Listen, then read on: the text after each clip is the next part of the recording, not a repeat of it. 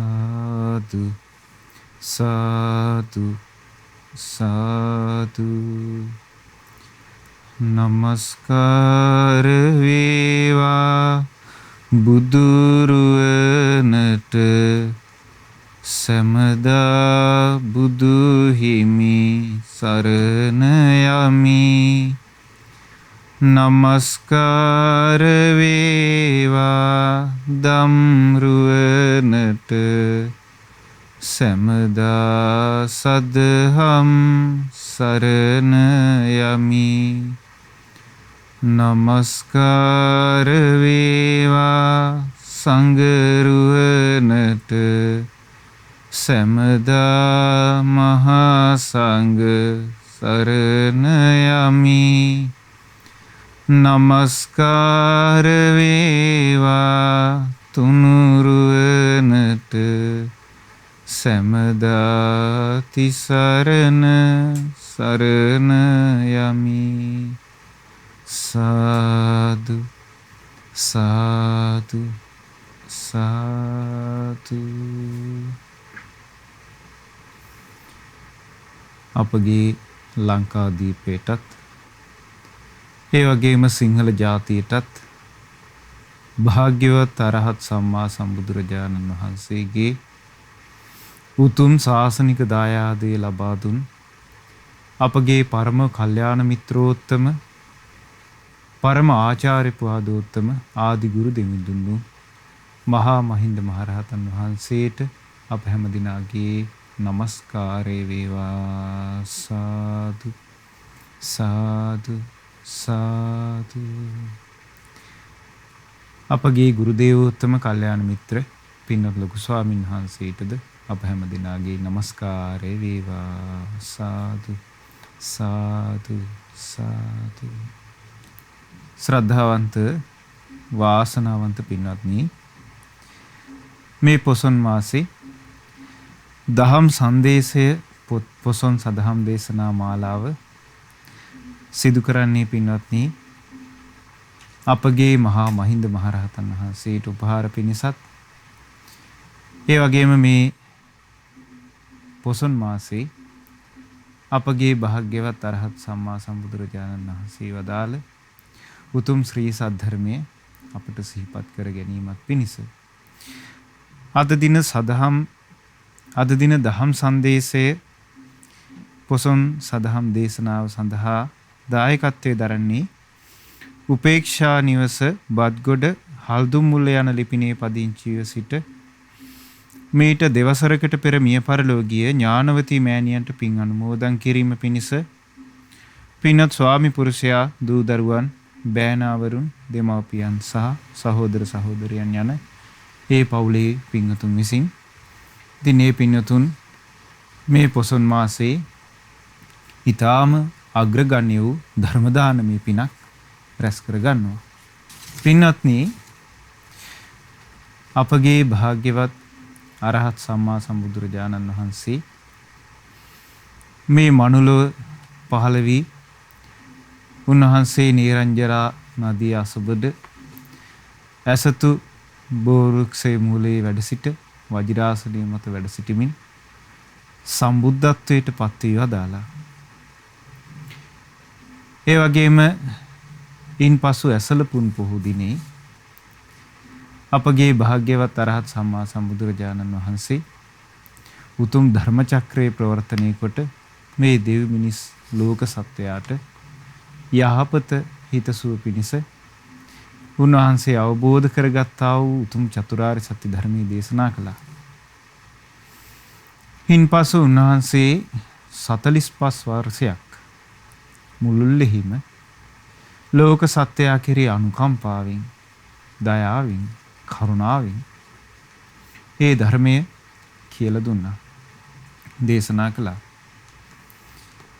උන්වහන්සේ මේ සිංහල දීපේ කෙරෙහි අනුකම්පාවෙන්, මේ සිංහල ජනතාව කෙරෙහි අනුකම්පාවෙන්, අප කෙරෙහි අනුකම්පාවෙන් මේ ලක්දෙරණටත් 3 වතාවක් වැඩම කොට වදාලා.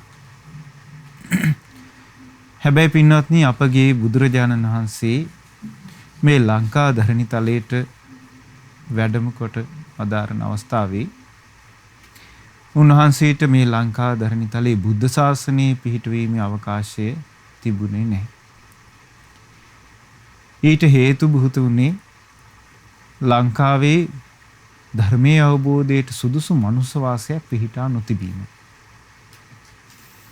බුදුරජාණන් වහන්සේ වැඩ සිටින කාලේ මේ ලංකාව මනුස්ස වාසයෙන් හිස් වෙලා තිබුණේ.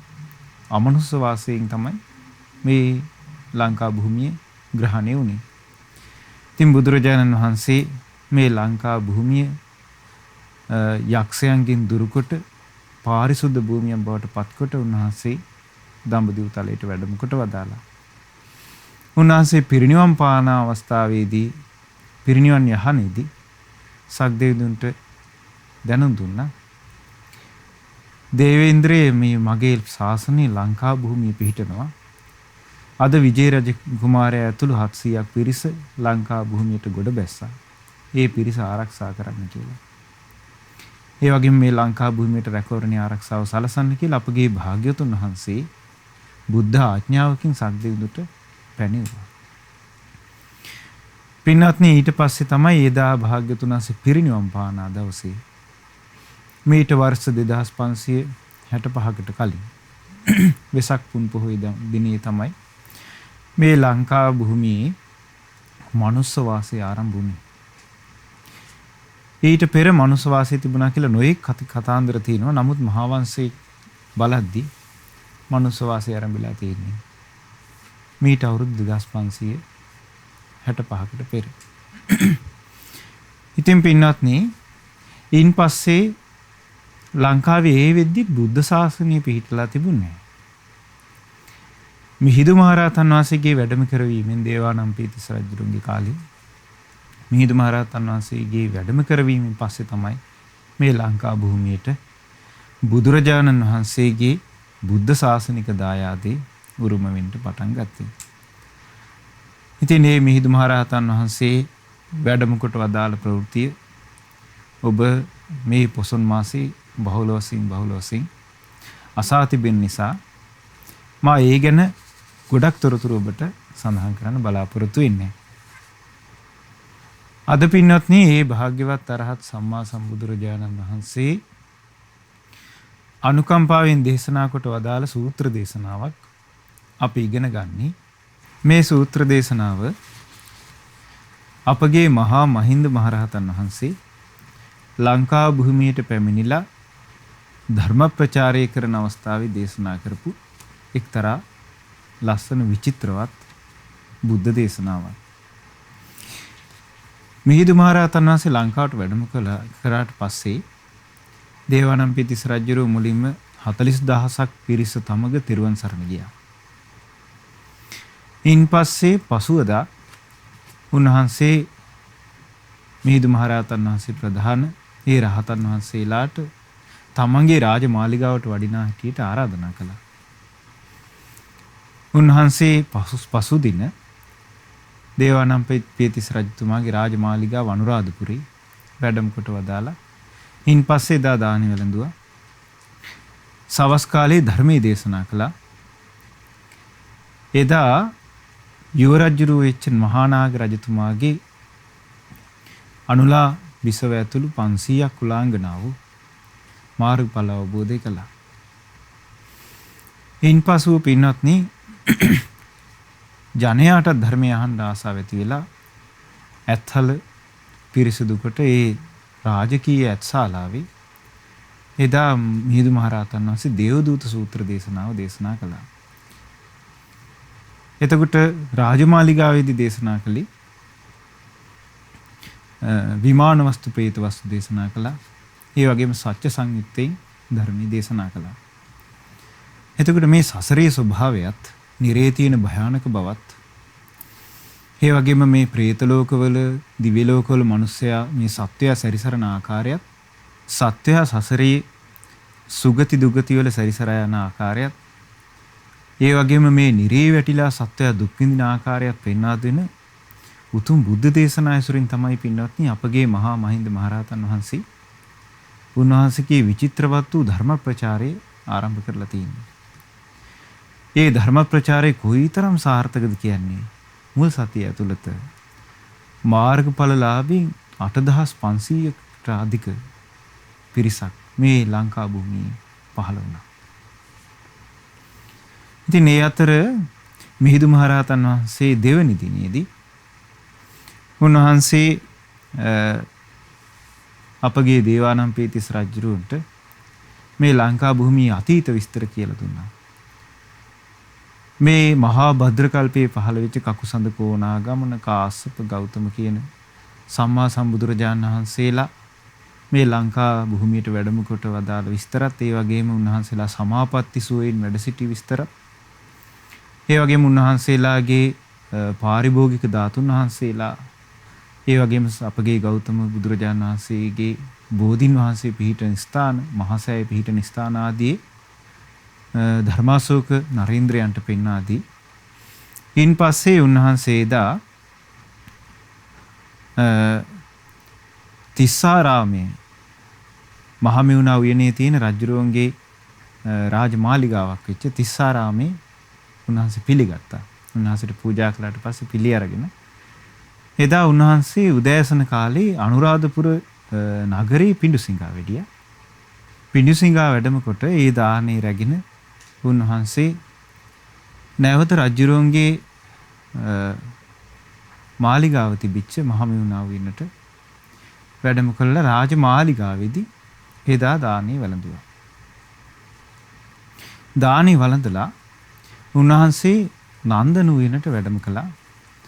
නන්දන උයනට වැඩම කරට එදා දහවල් කාලේ එතන පැමිණ සිටි පිරිසට තමයි මේ උතුම් බුද්ධ දේශනාව දේශනා කළේ.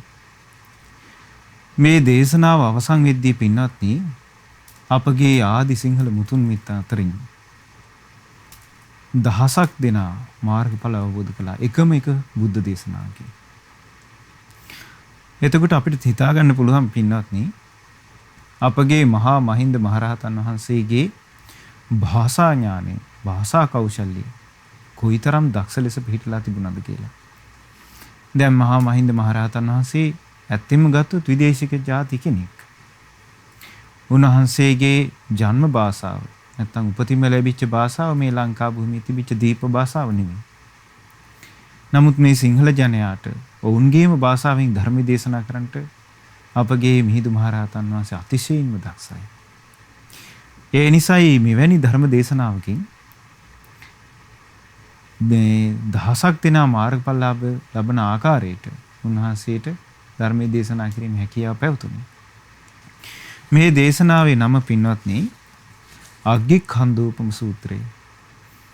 මේ දේශනාව අයත් වෙන්නේ අංගුත්තර නිකායේ 4 වෙනි පොත් වහන්සේට. මේ දේශනාව බුදුරජාණන් වහන්සේ විසින් සිදු කරන කාලේ භාග්‍යතුන් වහන්සේ කෝසල ජනපදයේ මහත් භික්ෂු සංඝයා පිරිවරාගෙන උන්වහන්සේ දීර්ඝ මාර්ගයක චාරිකාවේ වඩිනවා. එතකොට භාග්‍යතුන් වහන්සේ ඉදිරියෙන් වඩිද්දී භික්ෂු සංඝයා බොහෝ පිරිසක් මෙතන ප්‍රමාණයක උපමනද කියලා සටහන් වෙන්නේ සමහර විට 500 නම් 1009 වෙන්නත් පුළුවන්. ඉතින් එවැනි භික්ෂුන් වහන්සේලා පිරිසක් සමග බුදුරජාණන් වහන්සේ ඒ දීර්ඝ මාර්ගයේ වැඩම කරන අවස්ථාවේ උන්වහන්සේට දැක ගන්නට ලැබුණා විශාල වනාන්තරයක් ගිනි ඇවිදිලා. එක්තරා ප්‍රදේශයක මහා ගින්නක් ඇවිදිලා බුරබුරා ගිනි දැල් ඇවිලෙනවා. ඒ වගේම හාත්පස ගිනි දැල් ඇවිලිලා ගින්නෙන් වෙලාගෙන තියෙන මහා ගිනි කඳක් දකින්න ලැබුණා. එතකොට මේ ගිනි කඳ දැකපු අපගේ ශාස්ත්‍රුන් වහන්සේ ඒ ගිනි කඳ ඉස්සරහා පාරට ටිකක් දුරින් පැවතිද්දී උන්වහන්සේ වඩින මාර්ගයේ රුක් සෙවණක උන්වහන්සේ වැඩම කළා රුක් සෙවණක් යටට. එතන හිටපු භික්ෂුන් වහන්සේ නමක් ඒ රුක් සෙවණ යට උන්වහන්සේට ආසනයක් පෙන්වුවා. එතකොට ඒ ආසනයේ අපගේ බුදුරජාණන් වහන්සේ වැඩ සිටියා. වැඩ සිටමින් ඒ අවස්ථාවේ තමයි පින්වත්නි මේ දේශනාව දේශනා කරන්නට හේතු වුනේ. දැන් පින්වත්නි බුදුරජාණන් වහන්සේගේ බුද්ධ ශාසනයත් අද කාලේ ගත්තොත් මේ භික්ෂු සංඝයා අතර උනත් සීල් ගුණ දම් පුරන මේ ප්‍රාතිමෝක්ෂ සංවර සීලෙන් හික්මිච්ච ඊළඟට බණ භාවනාවට අනුව කටයුතු කරන බුද්ධානුශාසනාව ඒ ආකාරයෙන්ම පිළිපදින්න වෙහෙසෙන කරුණා මෛත්‍රියෙන් යුතු ගුණධර්මයෙන් යුතු වත්පිළිවෙතින් සරු සංගරුවනක් අද කාලෙත් වැඩ ඉන්නවා. හැබැයි එවැනි සිල් ගුණදම් පුරන් නැති සංගරුවනකුත් භික්ෂුන් වහන්සේලාත් වැඩ ඉන්නවා. මේක පින්වත්නි බුදුරජාණන් වහන්සේගේ කාලෙත් මේ විදිහටම තිබිලා තියෙනවා. භාග්‍යතුන් වහන්සේගේ කාලේ මහරහතන් වහන්සේලා ලක්ෂ කෝටි ගණනින් වැඩ සිටියා. චතුපටිසම්භිදාලාභී මහරහතන් වහන්සේලා විශාල වශයෙන් වැඩ සිටියා. අවශේෂ මාර්ගඵලලාභී සංගරුවන වැඩ සිටියා. උන්වහන්සේලා පරම පාරිශුද්ධ ජීවිතයක් ගෙවුවා.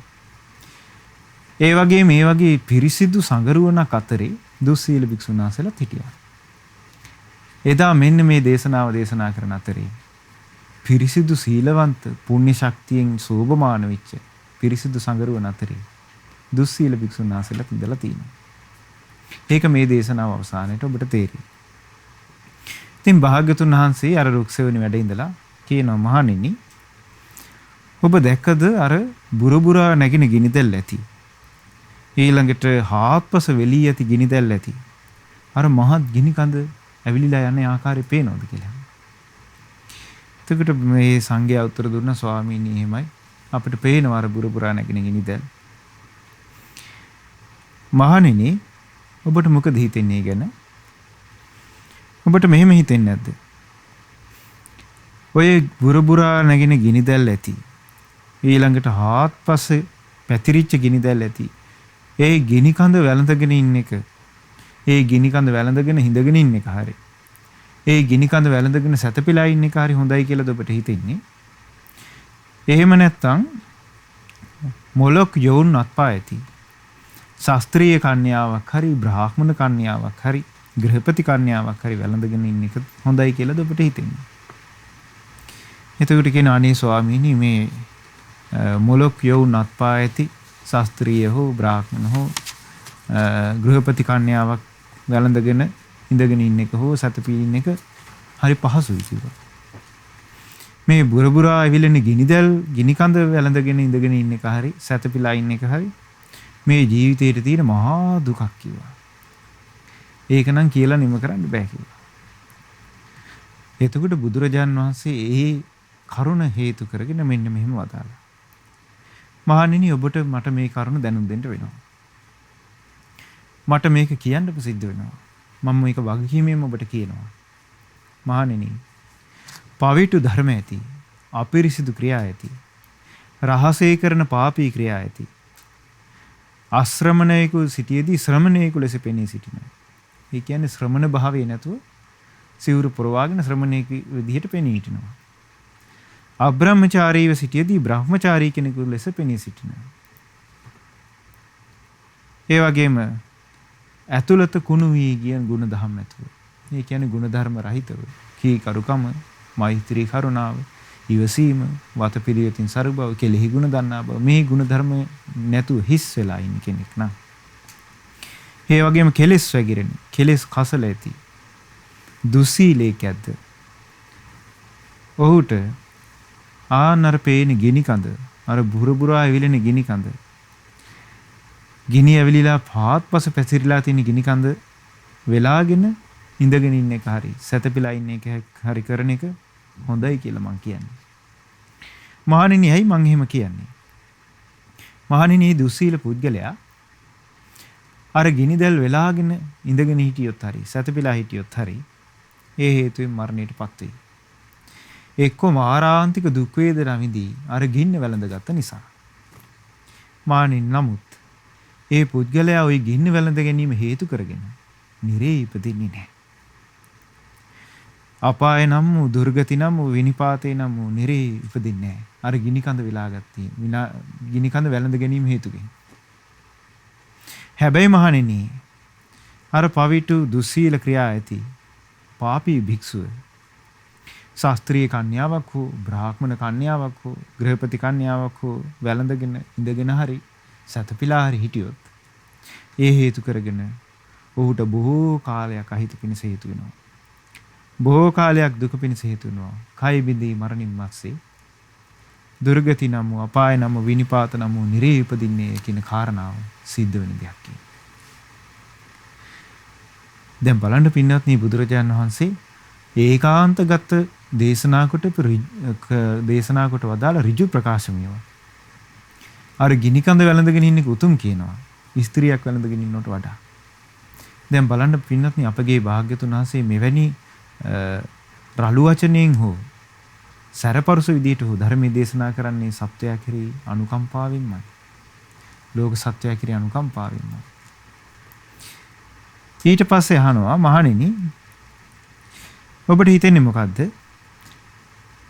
බලවත් පුරුෂේ දැඩි වරපටක් අරගෙන ඇවිල්ලා මේ කෙන්ඩායට වෙලලා තිරිංග දාලා තද කරලා ඒ වරපටින් සිවිය සිඳගෙන හාම සිඳගෙන මස් සිඳගෙන නහර සිඳගෙන ඊළඟට ඇටකටු සිඳගෙන ඇට මිදුළු වලට වදිනකන් මේ කකුල් දෙක වෙලනවා කියනවා.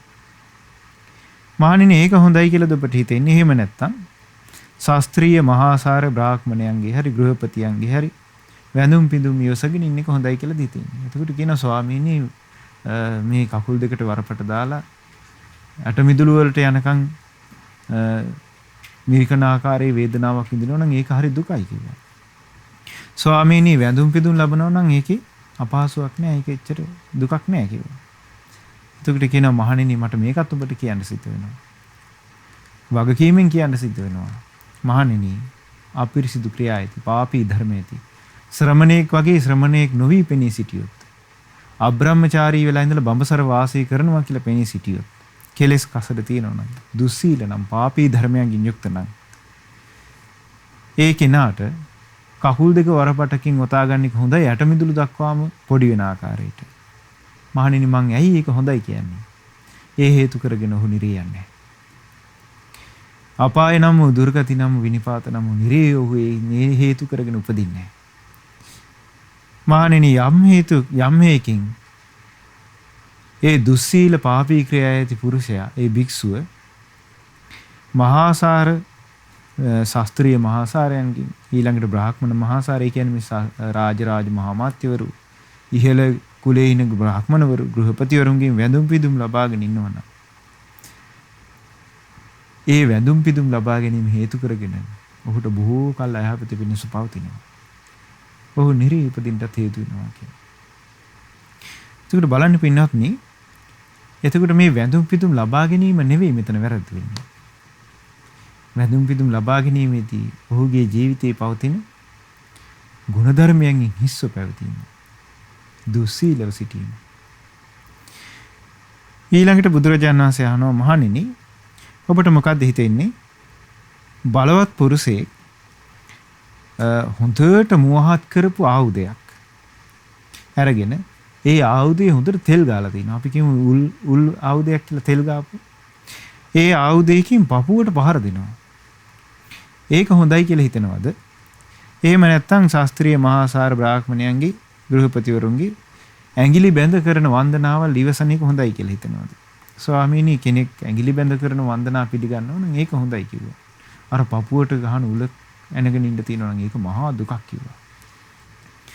එහෙනම් මහණෙනි මේකත් මට ඔබට කියන්න සිද්ධ වෙනවා. යම් කිසි අපිරිසිදු ක්‍රියා ඇති දුස්සීල වූ පාප ධර්මයෙන් යුක්ත වූ ශ්‍රමණේක් නොවි සිටියේදී ශ්‍රමණේක් විදිහට පෙනී හිටිනවා නම් ඊළඟට බ්‍රහ්මචාරී නොවි බ්‍රහ්මචාරී ලෙස පෙනී සිටිනවා නම් කෙලෙස් කසල වලින් යුක්ත නම් දුස්සීල නම් පාපී ධර්මයෙන් යුක්ත නම් ඔහුට අර බලවත් පුරුෂයා තෙල් ගාලා හොඳට තියුණු ආයුධයක් හදලා ඒ ආයුධෙන් කෙනෙක් පපුවට අනිනවා නම් ඒ පපුවට ඇනීම හොඳයි කියනවා. අර දුස්සීල පුද්ගලයාට. ඇයි මහණෙනි මං එහෙම කියන්නේ? මහණෙනි ඒ හේතු කරගෙන ඒ උල් පහර ඇනීම හේතු කරගෙන පපුවට උලකින් ඇනීම හේතු කරගෙන ඔහු නිරේ යන්නේ. ඔහුට මාරාන්තික දුක් වේදනා ඇති වෙයි. එක්ක මරණයටපත් වෙයි. හැබැයි නිරේ යන්නේ. මහණෙනි යම් ආකාරයකට ඒ දුස්සීල විඳගෙන පාපී ධර්මයෙන් යුතු ඒ භික්ෂුව රාජ මහාමාත්‍යවරුන්ගේ ඇඟිලි බැඳ වන්දනා කරන වැඳුම ඉවසනවා නම් ඒක බොහෝ කල් අහිත පිණිස පවතිනවා. දුක පිණිස පවතිනවා. ඒ හේතු කරගෙන ඔහු අපාය නම් වූ දුර්ගති නම් වූ විනිපාත නම් වූ නිරේ උපදිනවා. පින්වත්නි මේ දේශනාව දේශනා කරන්නේ මිහිඳු මහරහතන් වහන්සේ ලංකාවට පැමිණිලා එදා අනුරාධපුර නගර වාසීන්ට භාග්‍යතුන් වහන්සේ සංඝයාට දේශනා කළේ. එදා මේ ධර්ම දේශනාව දේශනා කරන්න කලින් මිහිඳු මහරහතන් වහන්සේ නිරේ ගැන ලංකාවට හිටපු ඒ සිංහල ජනතාවට කලින් ඇත්තලේදී කියලා දුන්නා. දේවදූත සූත්‍රයේදී. දුන්න නිරේ තියෙන විස්තරය සම්පූර්ණයෙන් මේ මිනිස්සු අහලා තියෙනවා. නිරේ තියෙන භයානකකම දන්නවා. ඊළඟට പ്രേත ලෝකයේ තියෙන විස්තරය ඔක්කොම දන්නවා.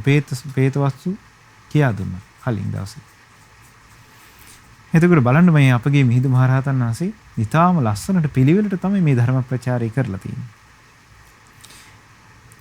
ඊළඟට පින්වත්නි භාග්‍යතුන් වහන්සේ මේ අග්ගිකන්දෝපම සූත්‍ර දේශනාවේ ඊළඟට දේශනා කරනවා මහණෙනි ඔබට මේ ගැන මොකක්ද හිතෙන්නේ? කෙනෙක් යම්කිසි බලවත් පුරුෂයෙක් ගිනි ඇවිලගත්, බුරබුරා ඇවිලගත්, ගිනිදැල් සහිත වූ රත් වූ යකඩ වස්ත්‍රයකින් කය හොඳට වෙලනවා නම් ඒක හොඳයි කියලා දී තින්නේ ඔබට. එහෙම නැත්නම් මේ රාජ මහා මාත්‍යවරුන්ගෙන් ඒ වගේම බ්‍රාහ්මණවරුන්ගෙන් ගෘහපතිවරුන්ගෙන් සද්ධාවෙන් පූජා කරන සිවුරු පරිභෝග කරන එක හොඳයි කියලා දී තින්නේ.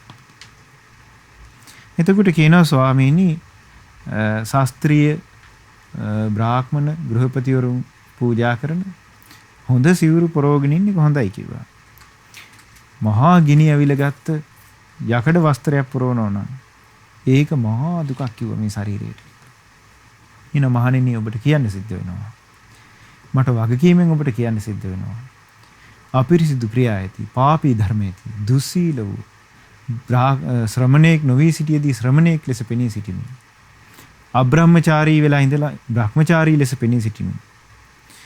මේ පාපී ධර්මයෙන් යුක්තව, කෙලෙස් කසට වලින් යුක්තව යම් භික්ෂුවක් රාජ මහා මාත්‍යවරු ශාස්ත්‍රීය බ්‍රාහ්මණ ගෘහපතිවරු පූජා කරන සිවුරු පොරවනවා නම් ඒ සිවුරු පෙරවීම ඔහුට මහා අහිත පිණිස පවතිනවා. යම් විදියකට යකඩ වස්ත්‍රයක් ඔහුගේ ශරීරයේ වෙලනවා නම් ගිනි ඇවිලගත්. ඒ යකඩ වස්ත්‍රය හේතු කරගෙන ඔහු එක්ක කලුරිය කරයි. එක්ක මාරාන්තික දුක් වේදනාවකටපත් වෙයි. ඒ හේතු කරගෙන ඔහු මරණයටපත් වෙන්නේ නැහැ. ඒ හේතු කරගෙන ඔහු නිරේ යන්නේ නැහැ. ඒ මරණය හේතු කරගෙන ඔහු නිරේ යන්නේ නැහැ.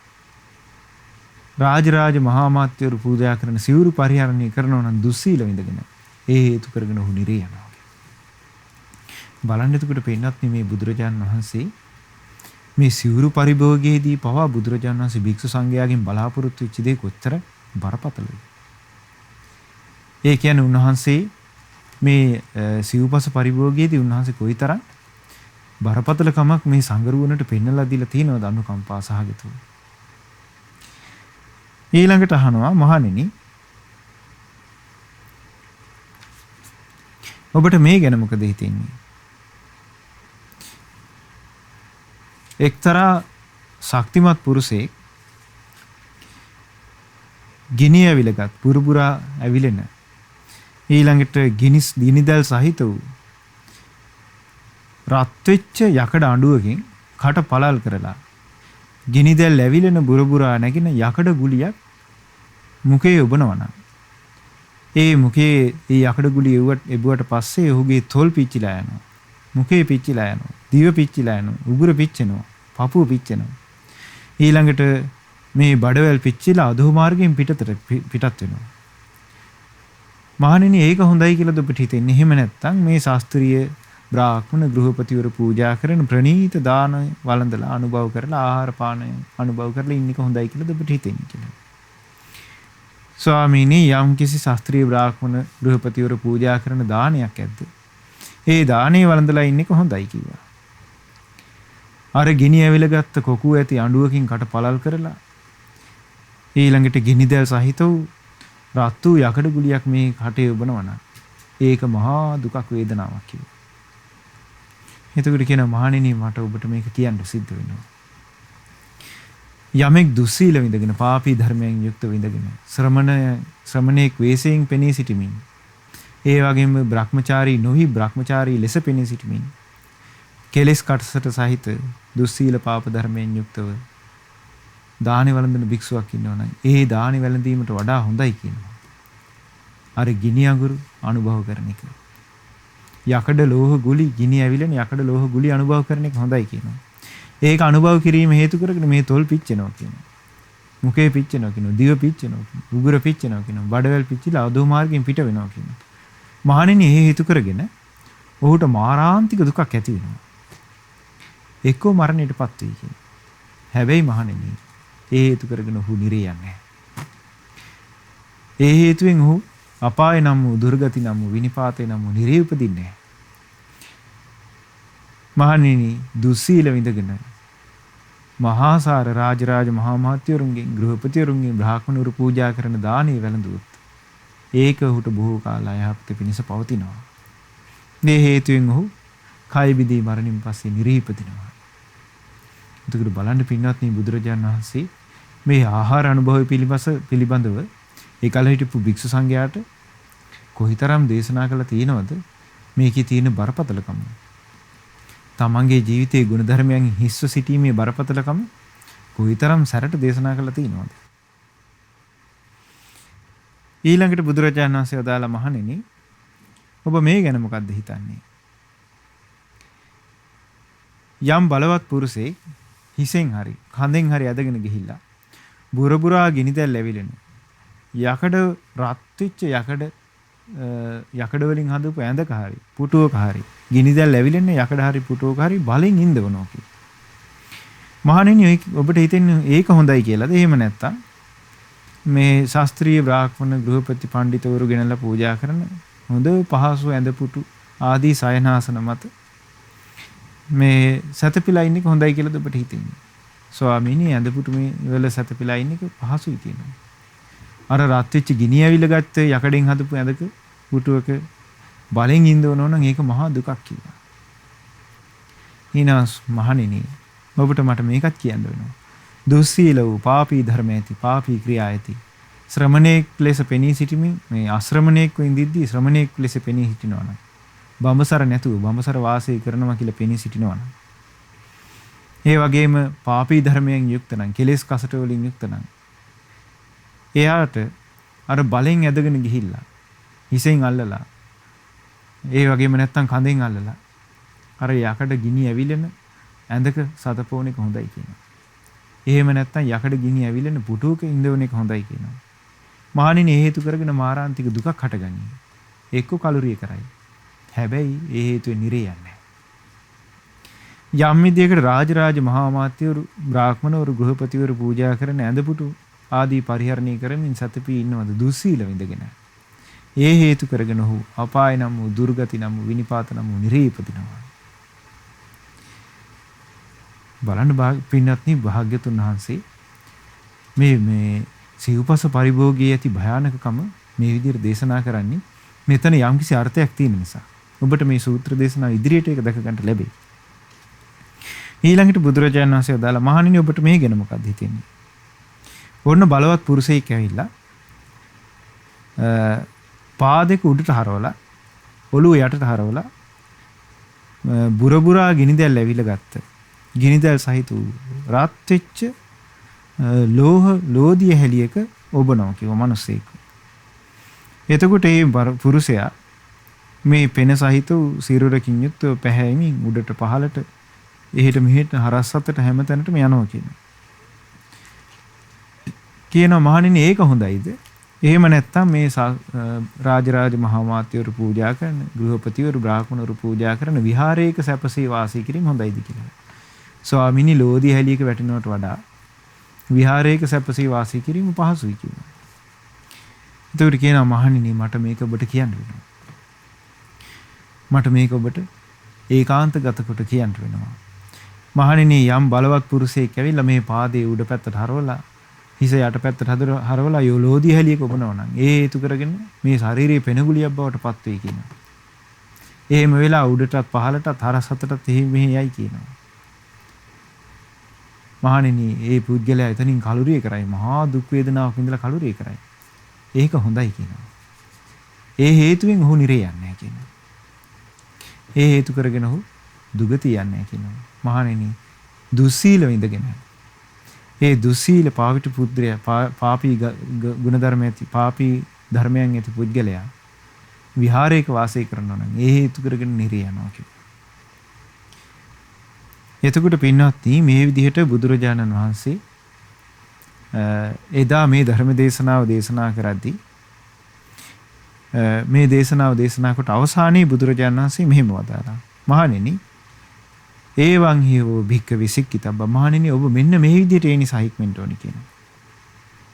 අපි යමෙකුගෙන් සිවුරු පින්ඩ පාත සේනාසන ගිලම්පස බෙහෙත් පිරිකර ආදී පරිභෝග කරනවා නම් ඒ ඔවුන්ට මහත්ඵල මහානිසංස වෙන විදිහට අපි ජීවත් වෙනවා. අපේ පැවිද්දත් වඳ නොවන විදිහට අපි ජීවත් වෙනවා.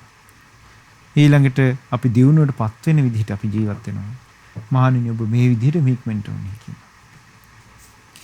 එතකොට පින්වත්නි බුදුරජාණන් වහන්සේ ওই විදිහට මේ සිව්පස පරිභෝගය ගැන දේශනා කළා. සිව්පස පරිභෝගය ගැන බුද්ධ දේශනාවල තව තියෙනවා. ඒ තමයි සිව්පස පරිභෝගයේ ආකාර 4කට බුදුරජාණන් වහන්සේ දේශනා කළා තියෙනවා. එකක් තමයි පින්වත්නි දුස්සීල විඳලා සිව්පස පරිභෝගය කරනවා. දුස්සීල විඳලා සිව්පස පරිභෝගය කරද්දී ඒකට කියනවා තෙය්‍ය පරිභෝගී කියලා. හරියට ඒක හොරා කෑවා වගේ කියනවා. හොරා කෑවොත් මේ ලෝකේ හොරකම් කරාම දඬුවම් තියෙනවා. ආන් ඒ වගේ ඒ හොරා කෑවට පස්සේ දුස්සීල විඳගෙන සිව්පස පරිභෝග කරනවා නම් ඒකට කියන්නේ තෙය්‍ය පරිභෝගී. හොරා කෑම වගේ එකක් කියනවා. ඒකට යම් ඊළඟ ජීවිතවල ඔහුට දඬුවම් ලැබෙනවා. නිරේ තිරිසන් ලෝකේ වැටිලා പ്രേත ලෝකවල වැටිලා බොහෝ දුක්ඛ ස්කන්ධ විඳින්න වෙනවා. ඊළඟට තියෙනවා ප්‍රත්‍යවේක්ෂා නොකර මේ සිව්පසේ පරිභෝග කරොත් මේ සිව්පසේ පරිභෝග කරන අර්ථය නොදැන පරිභෝග කරොත් ඒකට කියනවා ඉන පරිභෝගය කියලා. ඒක හරියට ණයට කෑවා වගේ කියනවා. ණයට යමක් ගත්තොත් එහෙම ඒක ගෙවන්න වෙනවා ඒකාන්තයෙන්. ආන් ඒ වගේ කියනවා. ප්‍රත්‍යවේක්ෂාවෙන් තොරව සිව්පස පරිභෝගයේ ඉන පරිභෝගය කියලා බුද්ධ දේශනාවේ තියෙනවා. ඊළඟට තියෙනවා සීලවන්ත විඳගෙන ප්‍රත්‍යවේක්ෂා කරලා සිව්පස පරිභෝගය කරනවා. ඒක බුදුරජාණන් වහන්සේ දේශනා කළා පියා සන්තකදී දරුවන්ට දායාදයක් හැටියට ලැබෙනවා වගේ. ශාස්ත්‍රු බුදු පියාණන් වහන්සේගේ ශ්‍රාවක දරුවෝ වෙච්ච ශ්‍රාවකයන්ට ලැබෙන දායාදයක් කියන එකට කියන්නේ දායජ්‍ය පරිභෝගය, දායාද පරිභෝගය. බුද්ධ ශාසනයේ පැවිදි වෙන සීලවන්ත භික්ෂුවට ඊළඟට ප්‍රත්‍යවේක්ෂා කොට වළඳන භික්ෂුවට, අනුභව කරන භික්ෂුවට, සිව්පස පරිභෝග කරන භික්ෂුවට ඒක සිව්පස දායාදයක් හැටියට ලැබෙනවා. ඒක කියනවා දායාද පරිභෝගය කියලා. ඊළඟට බුදුරජාණන් වහන්සේ දේශනා කළා තියෙනවා මේ හිතේ තියෙන රාග ద్వේෂ මෝහ කෙලෙස් මලකඩ සියල්ල දුරු කරලා නිකලෙස්ව මේ සිව්පසේ පරිභෝග කරනවා නම් ඒකට කියන්නේ සාමි පරිභෝගය. සිව්පසේ සැබෑම හිමිකාරයා කියලා. ඒකනේ පින්වත්නි ඔය සාංගික දානවල ඔබ සම්බන්ධ වෙද්දී ඔබ පිරිකර සාදී සාංගික කරද්දී දානීය සාංගික කරද්දී කියන්නේ අතීතයේ වැඩ සිටි සාරිපුත්ත මොග්ගල්ලාන ආදී මහෝත්තම රහතන් වහන්සේලාගේ පටන් පැවතෙන ශ්‍රාවක සංඝරත්නයේ උදෙසා මේ අපේ දාන වස්තු පිරිකර ආදී පූජා කරනවා පූජා වේවා කියලා සාංගික කොට පූජා කරන්නේ. ඒකට හේතුව මොකක්ද? මේ දානේ සිව්පසේ සැබෑම අයිතිකරුවන් බවට පත් වෙන්නේ. හිමිකරුවන් බවට පත් වෙන්නේ කවුද? රහතන් වහන්සේලා. ඉතින් ඒ රහතන් වහන්සේලා තමයි මේ සිව්පසේ ස්වාමියුරු කියලා බුදුරජාණන් වහන්සේ දේශනා කළා. දැන් එතකොට මේ සූත්‍ර දේශනාවේදී මේ සිව්පස පරිභෝගයේදී දුස්සීලව පාපී ධර්මයන් යුක්තව පරිභෝග කිරීමේ අනතුර තමයි බුදුරජාණන් වහන්සේ මේ දේශනාවේ පෙන්වලා දුන්නේ. ඉතින් මේ දේශනාව අන්තිමට මෙහෙම තියෙනවා. මහණෙනි ආත්මාර්ථයේ දකින්නා වූ මා විසින් හෝ අප්‍රමාදීව කුසල් කිරීමට මේ කරුණු ප්‍රමාණවත්ය. මහණෙනි පරාර්ථයේ දකින්නා වූ මා විසින් හෝ අප්‍රමාදීව කුසල් කිරීමට මේ කරුණු ප්‍රමාණවත්ය. මහණෙනි ආත්මාර්ථයේ පරාර්ථයේ දෙකම දකින්නා වූ මා විසින් අප්‍රමාදීව කුසල් කිරීමට මේ කරුණු ප්‍රමාණවත්ය. ඒ කියන්නේ තමන්ගේ අර්ථයත් අනුන්ගේ අර්ථයත් දකින්නවා නම් කෙනෙක් කුසල් වඩන්න ඕනි නම් මේ කාරණේ ප්‍රමාණවත් කියනවා. මොකද්ද? මේ ගුණධර්මයන් හිස්ව සිව්පසේ පරිභෝග කිරීම මහා බරපතල දෙයක්. ඒ නිසා මේක අප්‍රමාදීව කුසල ධර්මයන් පුරුදු කරන්න ඕනේ කියලා. ඒ කාරණේ මැති කියනවා මේ බුද්ධ ශාසනය අප්‍රමාදී වෙනවා නම් කෙනෙක්. ඔන්න ඔය විදිහට මේ බුද්ධ දේශනාව බුදුරජාන් වහන්සේ අවසන් කළා. ඉතින් මේ සූත්‍ර දේශනාවේ අන්තිමට තියෙනවා මහා භාග්‍යතුන් වහන්සේ මේ දේශනාව වදාළසේක. මේ ගාථා රහිත දේශනාව වදාරන කල්හි 69ක් පමණ භික්ෂූන් හට මුයින් උණුලේ නැගී ගියේය. මේ කටින් උණුලේ ඇවිල්ලා තියෙන 69 භික්ෂුන් වහන්සේලාට. 60ක් පමණ භික්ෂූහු භාග්‍යතුන් වහන්සේ මේ බුද්ධ ශාසනයේ දුෂ්කරය, ඊතා දුෂ්කරය කියලා සිව්ප මේ ශික්ෂාව ප්‍රතික්ෂේප කරලා සිවුරු ඇරලා ගිහි ජීවිතයට වැටලා තියෙනවා. ඊළඟට තව 60ක් පමණ වූ භික්ෂුන් වහන්සේලා උපාදාන රහිත ආශ්‍රව ශේ කරමින් අරහත්ත්වයට පත් වෙලා තියෙනවා. දැන් බලන්න පින්වත්නි, එකම බුද්ධ දේශනාවෙන් 69ක් කටින් උණුලිය වැగిරුණා. 69කට සිවුර ඇරලා යන්න උනා. 69ක් අරහත්ත්වයට පත් වුණා.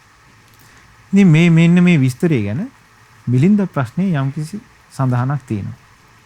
ඒ කොටස ඔබ දැන සිටීම වැදගත් කියලා මම හිතනවා. මිලින්ද රජතුමා නාගසේන මහරහතන් වහන්සේගෙන් අහනවා, ස්වාමීනි නාගසේනයන් වහන්සේ, ඔබ වහන්සේලා තථාගතයන් වහන්සේ සියලු සත්වයන්ගේ යහපත අයහපත බැහැර කොට යහපත උපදවන සේකයි පවසති. නැවත නැවතත් පවසති. ඒ වගේම ස්වාමීනි අග්ගිකන්දෝපම ධර්මපරියාය වදාරන කල්හි 60ක් පමණ භික්ෂුන් වහන්සේලාගේ මුඛයෙන් උණුලේ වැగిරුණේ යයි කියති. ස්වාමීනි අග්ගිකන්දෝපම සූත්‍ර දේශනා කළ තථාගතයන් වහන්සේ විසින් 69ක් පමණ භික්ෂුන් වහන්සේලා බොහෝ කොට යහපත බැහැර කොට අයහපතේ සමාදන් කරන ලදී, අයහපත උපද්දවන ලදී. දැන් බලන්න පින්නත් මේ දැන් සාමාන්‍ය අපි බැලුව බැලමට පේන්නේ මේ සූත්‍ර දේශනාව වදාරපු නිසානේ මේ 69ක් උණුලිය වැగిරුනේ. එහෙම නැත්තම් මේක වෙන්නේ නැහැ. එතකොට මේ විදිහට ඇහුවට පස්සේ අපගේ මහරහතන් වහන්සේ නාගසේන මහරහතන් වහන්සේ මෙන්න මේ විදිහට උත්තර දුන්නා. මහරජාණනි, තථාගතයන් වහන්සේ සියලු සත්වයන්ගේ අයහපත බැහැර කොට යහපත උපදවනසේක. එමෙන්ම අග්ගිකන්දෝපම ධර්මපරියාය වදාරන කල්ලි 60ක් පමණ භික්ෂුන්ගේ මුඛයෙන් උණුලේ වැగిරුණේ යන කරුණද ඇත්තේය. හැබැයි මහරජාණනි, එය භික්ෂූන් විසින් කරගත දෙයකි. ඉතින් ස්වාමීනි නාගසේනයන් වහන්සේ තථාගතයන් වහන්සේ අග්ගිකන්දෝපම ධර්මපරියාය නොවදාළසේක් නම් කිම ඒ භික්ෂුන්ගේ මුඛයෙන් උණුලේ වැగిරීද කියලා. ඒකට කියනවා නැත මහරජාණනි, මේ ධර්මපරියාය දේශනා කරේ නැත්තම් උණුලේ වැగిරින්නේ නැහැ කියනවා. එහෙනම් මහරජ ස්වාමීනි, තථාගතයන් වහන්සේ විසින් කරන ලද දෙයක් නිසාම මේ උණුලිය වැగిරිලා ගියේ. ඒ නිසා උන්ගේ විනාශය තථාගතයන් වහන්සේම කළසේක. කියනවා ස්වාමීනි නාගසේනයන් වහන්සේ, සර්පෙක් තුඹසට පිවිසෙයි නම් එකල්හි පස් කැමති පුරුෂයෙක් තුඹස බින්ද පස් රැගෙන යයි නම් ඒ පස් ගැනීම හේතු කරගෙන සිදුර වැහිලා ඒ සර්පයා ඇතුලේ හිර වෙනවා නම්, ඒකෙන් මැරෙනවා නම් ඒ පුරුෂයා ක්‍රියාවෙන්මයි මේක උනේ කියන්නේ. කියන එසේ මහරජාණනි. ස්වාමීනි තථාගතයන් වහන්සේ ඔවුන්ගේ විනාශය පිළිබඳ අදහස් ඇතිසේක. ඒ නිසායි මේ වගේ ධර්මයක් දේශනා කළේ කියලා. එතකොට මේ අපගේ නාගසේනයන් වහන්සේ උපමා කිහිපයකින් මේ ධර්මයේ දේශනා කළා, විස්තර කළා. කියන තථාගතයන් වහන්සේ ධර්මයේ දේශනා කරද්දී දේශනු ලබන පුද්ගලයන් පිළිබඳ ඇලීම් ගැටීම් නොකරනසේක. ධර්මයේ දේශනා කරන කල්ලි යමෙක් නිවැරදි ප්‍රතිපත්තියෙහි යෙදී සිටින්නාහුද ඒ සියලු දෙනා අවබෝධ කරගන්න. දැන් බලන්න පින්වත්නි, මේ අග්ගිකන්දෝපම සූත්‍ර දේශනා කරද්දී 60 දිනක අරහත්ත්වයට පත් වුණා. එකම සූත්‍ර දේශනාවේ ඒ නිවැරදි ප්‍රතිපදාව හිටපු භික්ෂුන් වහන්සේලා. යමෙක් වැරදි ප්‍රතිපත්තියේ යෙදෙන්නාහුද ඔහු කඩා වැටිති. 60 දිනක් සිවුර අරලා ගියා. 60 දිනකගේ මුලින් නුනුලිය නැගුණා. දැන් කියනවා මේ මහරජාණන් මේක මේ වගේ එකක් කියනවා. අඹ ගහක් හරි දඹ ගහක් හරි යටට පුරුෂයෙක් ගිහලා හොල්ලනවා කියනවා. එහෙම හොල්ලද්දී ඉදිච්ච කුණු වෙච්ච අඹ තියෙනවා නම් ඒ ඔක්කොම වැටෙනවා කියනවා.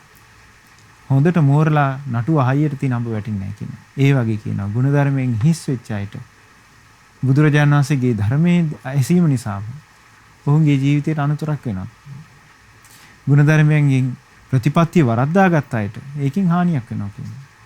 ප්‍රතිපත්තිය වරද්දාගත්තේ නැති අයට ඒකෙන් යහපත වෙනවා කියනවා. දැන් බලන්න පින්වත්නි, එතකොට මේක විස්තර වශයෙන් තියෙන අපිට කාල වේලාව මදි විස්තර කරගන්න මේ මිලින්ද නාගසේන ප්‍රශ්නේ තියෙන කොටස. පින්වත්නි, අපිට තේරුම් ගන්න තියෙන්නේ මේකේ බුදුරජාණන් නාගසේන මහරහතන් වහන්සේ දේශනා කරනවා භාග්‍යතුන් වහන්සේගේ ධර්මපරියය දේශනා කරන කල්ලි ප්‍රතිපදාවෙන් යුතු භික්ෂුවට ධර්මය අවබෝධය කරා යනවා.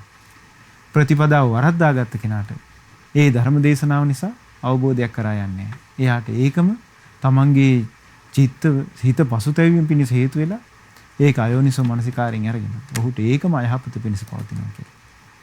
ඒ නිසා පින්වත්නි මේ දේශනාව අපගේ භාග්‍යවත් අරහත් සම්මා සම්බුදුරජාණන් වහන්සේ දේශනා කළේ ලෝකානුකම්පාවෙන්මයි. ඒ නිසා 69ක් රහතන් වහන්සේලා බිහි වුණා. ඊට පස්සේ පින්වත්නි අපගේ මිහිඳු මහ රහතන් වහන්සේ ලංකාවට වැඩම කොට මේ සූත්‍ර දේශනාව දේශනා කළා. මේ දේශනාව වදාරන කල්හි අපගේ මහා මහින්ද මහ රහතන් වහන්සේ දේශනාව වදාරන කල්හි දහසක් සිංහල ජනයා මාර්ගඵල අවබෝධ කරලා තියෙනවා. ඉතින් ඒ නිසා ඒ උතුම් සදහම් දේශනාව අප සියලු දෙනාටද මේ සසර බිය උපදවා ගැනීම පිණිසත් මේ භයංකාර වූ සසර ගමනින් නිදහස් වීම පිණිසත් උතුම් චතුරාර්ය සත්‍ය ධර්මය අවබෝධය පිණිසත් උපකාර වෙත්වා. සාදු සාදු සාදු. පුණ්‍යානුමෝදනාව. අද දින දහම් සංදේශයේ පොසොන් සදහම් දේශනාව සඳහා බැතිබර විකාශන දායකත්වයේ දරන්නේ උපේක්ෂා නිවස බත්ගොඩ හල්දුමුල්ල යන ලිපිණේ පදිංචිව සිට මීට දෙවසරකට පෙර මිය පරලොව ගිය ඥානවතී මෑණියන්ට පින් අනුමෝදන් කිරීම පිණිස ස්වාමි පුරුෂයා දූ දරුවන් බෑනාවරුන් දෙමව්පියන් සහ සහෝදර සහෝදරයන් යන සියලු දෙනා විසින් ඉන්න අපි පළමු කොට රැස් කළා වූ සියලු පුණ්‍ය ධර්මයන් පින් කැමැති සියලු දෙවියන්ට අනුමෝදන් කරමු. සක්දෙවිඳානු සතරවරන් දෙවිවරු සේනාපති දෙවිවරු ඇතුළු සදවලෝ ඇස සියලු දෙවියෝ මේ පින් අනුමෝදන් වෙත්වා. ඔබ අපගේ ඉෂ්ඨකාමී සියලු දෙවියෝ මේ පින් අනුමෝදන් වෙත්වා. ඒ සියලු දෙවියන්ගේ දිව්‍ය රැකවරණ ආරක්ෂාව අප සෑම සියලු දෙනා වෙත සැලසේවා. දෙවියන්ටත් ධර්මාවබෝධයෙන් සැනසීමට මේ රැස් කළා වූ සියලු පුණ්‍ය ධර්මයන් උපකාර වෙත්වා. උපේක්ෂා නිවස බත්ගොඩ හල්දුමුල යන ලිපිණේ පදිංචිව සිට රෝගාතුරව මීට වසර 2කට පෙර මිය පරලොව ගිය ඥානවතී මෑණියන්ට මේ පින් අනුමෝදන් වෙත්වා. ඒ ඥානවතී මෑණියන්ගේ පරලොව ජීවිතයේ මේ ධර්ම දානමේ පුණ්‍යානුභාවයෙන් සැපවත් භාවයටපත් වෙත්වා. සුවපත් භාවයටපත් වෙත්වා. නුදුරු භවයකදීම සසර දුකින් අත මිදීමේ වාසනාව ලැබේවා. ඒ වගේම මිය පරලොව ගිය චන්ද්‍රසිරි ගිනිතගල්ල හල්දුමුල්ල යන ලිපිණේ පදිංචිව සිට මිය පරලොව ගිය ජේ.එම්. විජේතුංග මහතාට ඒ වගේම කපුගොල්ලෑවේ මොරවැව හොරවපතාන යන ලිපිණේ පදිංචිව සිට මිය පරලොව ගිය යූ.ඩී. ජේමිස් මහතාට සහ අලුත්වැල උතුර පදිංචිව සිට මිය පරලොව ගිය මුදිතා වීරකෝන් දියණිය ඇතුළු ඒ පවුලේ සියලු දෙනා නමින් මිය පරලොව ගියේ සියලු ඥාතීන්ට මේ පින් අයිති වේවා. ඒ සියලු ඥාතීන්ගේ පරලොව ජීවිත මේ ධර්ම දානමේ පුණ්‍යානුභාවයෙන් සපවත් සුවපත් භාවයටපත් වෙත්වා. ඒ හැම දිනාටත් සසර දුකින් අත මිදීමේ වාසනාව ලැබේවා. බණ්ඩාරවිල කුඹල්වැල මහමෙවුනාව භවනා අසපුවට සම්බන්ධ ජේ.එම්. විජේසේකර පියාණන්ට නිදුක් නිරෝගී සුවපත් භාවයේ දීර්ඝායු සම්පත සැලසේවා. ඒ වගේම දැනට ගර්භණී සමයේ පසුවන නිසංසලා මහත්මියට මේ පින් අනුමෝදන් වෙත්වා. ඒ මහත්මිය නිදුක් වෙත්වා, නිරෝගී වෙත්වා, සුවපත් වෙත්වා. ඒ වගේම මේ කුසේ සිටින දරුවා නිදුක් නිරෝගී සුවපත් භාවයටපත් වෙත්වා. සුවසේම උතුම් දරු සම්පතක් ලබා ගැනීමේ වාසනාව ලැබේවා. ඒ වගේම මේ කොවිඩ් වසංගත තත්වයෙන් පීඩාවට පත්ව සිටින සියලු දෙනාට පින් අනුමෝදන් කරන්න කියලා සඳහන් කරලා තියෙනවා. ඉතින් මේ භයානක වසංගත තත්වයෙන් පීඩාවට පත්ව සිටින ලක්වැසි ලෝවැසි සියලු දෙනාට මේ පින් අනුමෝදන් වෙත්වා. ඒ හැම දෙනාටත් කිසිදු කරදරයකින් බාධාවකින් තොරව සුවසේම නිදුක් නිරෝගී සුවය ලබන්නට මේ පින් හේතු වේවා. ඒ වගේම මේ කොවිඩ් වසංගත තත්වයෙන් රට බේරා ගැනීමට වෙහෙසෙන පින්වත් ජනාධිපතිතුමන් රණවිරුවන් සෞඛ්‍යංශය ආදී සියලු දෙනාට මේ පින් අයිති වේවා. ඒ සියලු දෙනාටත් සුවසේම මේ සියලු කටයුතු යහපත් ලෙස කරගෙන මේ වසංගත තත්ත්වයෙන් මේ රට බේරාගෙන සියලු දෙනාටම යහපත් ජීවිතය ගත කරන්නට වාසනාව ලැබේවා. අද දින මේ උතුම් ධර්ම දේශනාව සඳහා දායකත්වයේ දරන උපේක්ෂා නිවස බත්ගොඩ හල්දුමුල්ල යන ලිපිණේ පදිංචි පින්වත් ඥානවතී මෑණියන්ගේ ස්වාමි පුරුෂයා, ඒ වගේම දූ දරුවන්, බෑනාවරු, දෙමව්පියන්, සහෝදර සහෝදරයන් ඇතුළු සියලු දෙනාට මේ පින් අනුමෝදන් වෙත්වා. මේ ධර්ම දානමේ පුණ්‍යානුභාවයෙන් හැම දිනා නිදුක් නිරෝගී සුවපත් භාවයේ දීර්ඝායු සම්පත ලබත්වා. සුවසේම ධර්මයේ අවබෝධ කිරීමේ වාසනාව ලැබේවා. ප්‍රස්කලා වූ සියලු පුණ්‍ය ධර්මයන් ඔබ අපගේ පරම පූජනීය ගුරු දේවෝත්තම පින්වත් ලොකු ස්වාමින් වහන්සේට අයිති වේවා. ඒ වගේම මහමෙවුනා වාසී ලෝවාසී මහා සංඝරුවනට මේ පින් අයිති වේවා. සියලු මහා සංඝරත්නයට නිදුක් නිරෝගී සුවය පිණිස, උතුම් ධර්ම අවබෝධය පිණිස මේ පුණ්‍ය ධර්මයන් උපකාර වෙත්වා. ඒ වගේම අද දින මේ ධර්ම දානයේ යෙදෙන සියලු දෙනාටත්, ශ්‍රද්ධා මාසික ධර්ම දාන සමාජික සියලු දෙනාට, ශ්‍රද්ධා රූපවාහිනී කාර්ය මණ්ඩලයේ හැම දෙනාටත්, ඒ වගේම අද දින ධර්ම ශ්‍රවණය කළ ලංකා වාසී ලෝවාසී ඔබ හැම දෙනාටත් මේ පින් අයිති වේවා. ඔබ අප සෑම සියලු දෙනාටම ඒ භාග්‍යවත් අරහත් සම්මා සම්බුදුරජාණන් වහන්සේගේ උතුම් ශ්‍රී සද්ධර්මයේ, ඒ වගේම අපගේ මිහිඳු මහරහතන් වහන්සේ අපට දායාද කළ උතුම් මිහිරි ශ්‍රී සද්ධර්මයේ අවබෝධ කිරීමේ වාසනාව උදා වෙත්වා. හැම දිනාටම තෙරුවන් සරණයි. නමෝ බුද්ධාය. මෙවැනි වටිනා ධර්ම දේශනා ශ්‍රවණය කිරීමට ශ්‍රද්ධා ඩේලි YouTube චැනලය සබ්ස්ක්‍රයිබ් කරන්න.